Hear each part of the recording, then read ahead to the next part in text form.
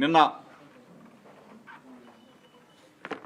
కాపు నాయకుడు మాజీ మంత్రివర్యులు వంగవీటి మోహన రంగా గారికి ప్రధాన అనుచరుడు రాజశేఖర్ రెడ్డి గారి అడుగులు అడుగు వేసిన అంబటి రాంబాబు గారి మీద,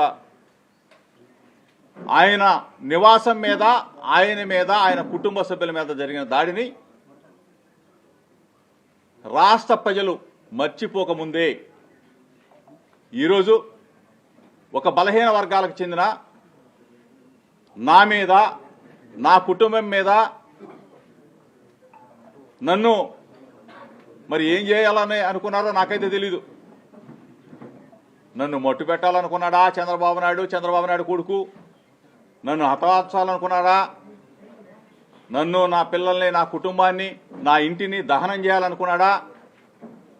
పెట్రోల్ బాంబులు, కర్రలు, రాడ్డులు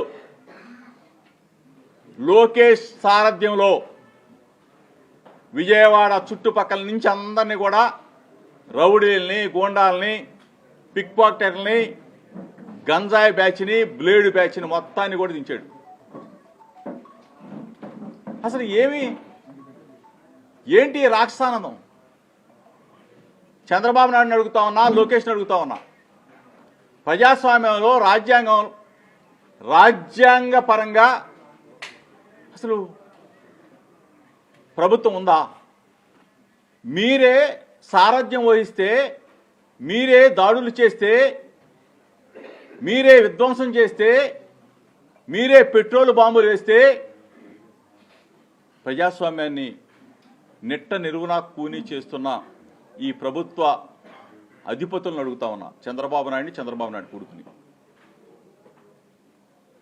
అంటే వైఎస్ఆర్ కాంగ్రెస్ పార్టీని భయభ్రాంతుల్ని చెయ్యాలి అని చెప్పేసి మీ తపన.